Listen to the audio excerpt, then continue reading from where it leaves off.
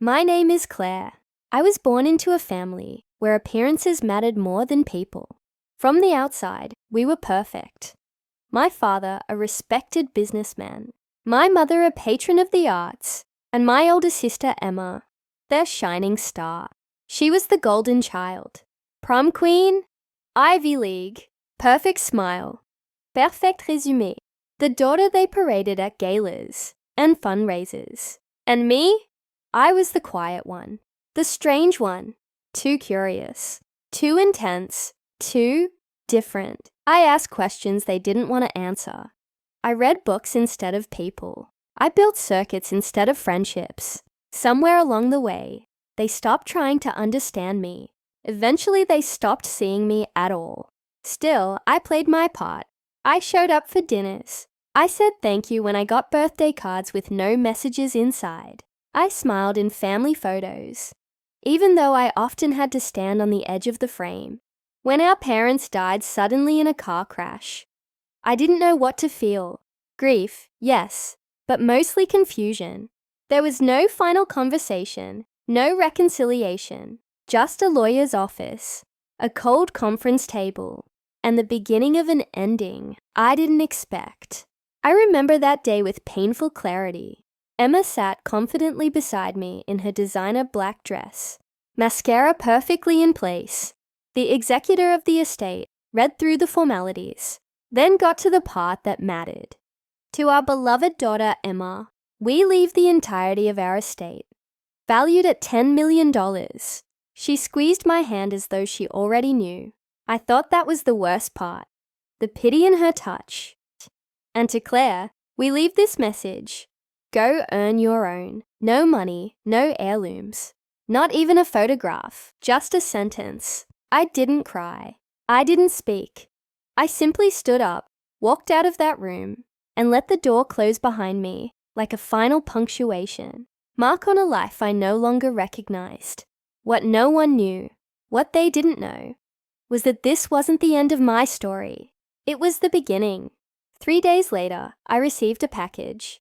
No return address. My name scrolled in looping cursive that sent a jolt down my spine. My grandfather's handwriting. He'd been gone for nearly a decade. A quiet man, brilliant and reclusive. We'd been close in a way I never was with my parents. He saw me, not the version of me my parents tried to reshape, but the real me. He used to say, "You're not a problem, Claire. You're a prototype." Inside the envelope was a key, an address, and a single sentence. They tried to bury you, but they didn't know you were a seed.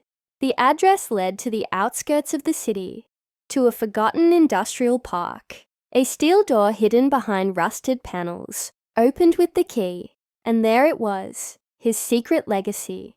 An underground lab, untouched by time, shelves lined with invention prototypes, notebooks filled with equations and theories, machines I didn't recognize, concepts decades ahead of anything I'd seen in the world.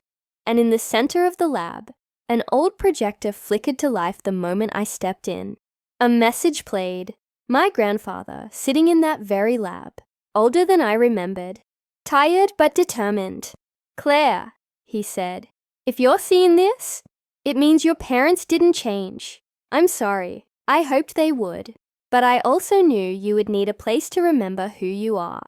He told me the truth, that my parents had drained part of his estate to fund Emma's ventures, that they rewrote his will, that I had been erased, not just from their hearts, but from the paper trail of history. "But you," he said, "you were always the one who saw further. Now it's time to build." That night I didn't cry. I didn't rage. I designed. In the months that followed, I immersed myself in his work, and eventually my own. I slept on the lab floor, ate instant noodles, and studied like my life depended on it. I taught myself cutting-edge tech, quantum computing, biotech, AI, neurointerface design, and I started creating. My first prototype was a neural-linked interface that allowed individuals with spinal injuries to move their limbs again. It worked. The second was a diagnostic patch that used nanotech to scan for over 200 chronic diseases Real time. Painless. Accessible. Hospitals rejected it. Big Pharma tried to buy the patent to bury it. So I launched it myself. My invention spread like wildfire. From forums to clinical trials, to the cover of Wired. Overnight, my name wasn't forgotten. It was everywhere. Claire Halston. The same name they left out of the obituary. I didn't hide. I didn't change my name. I wanted them to see. I wanted my success to glare so brightly that even from their dark corner of denial, they couldn't look away. One day, Emma showed up in the audience at a tech summit. After the applause, she walked backstage, still dressed in black. She said, "I had no idea." I said, "You never asked." She tried to apologize, to say that family should be stronger than this. I told her family should also be fair and kind and accountable. I didn't scream. I didn't gloat. I didn't need to, because the world had already done it for me. Now I use the wealth I earned, not inherited, to fund girls in STEM. Kids like me. Kids the world tried to write off. I built a foundation in my grandfather's name. I turned the lab into a think tank. And every time I stand on a stage, I remember the girl they told to go earn her own. And I whisper inside, I did. If you're watching this, and you've ever felt like the outsider, the black sheep, the invisible one, I see you. You are not broken. You are becoming. Subscribe to my YouTube channel and like this video. If this story lit a fire inside you, this isn't just my story, it's ours. And the moral of the story, never underestimate the girl they tried to forget. Because when you bury brilliance long enough, it doesn't die, it detonates.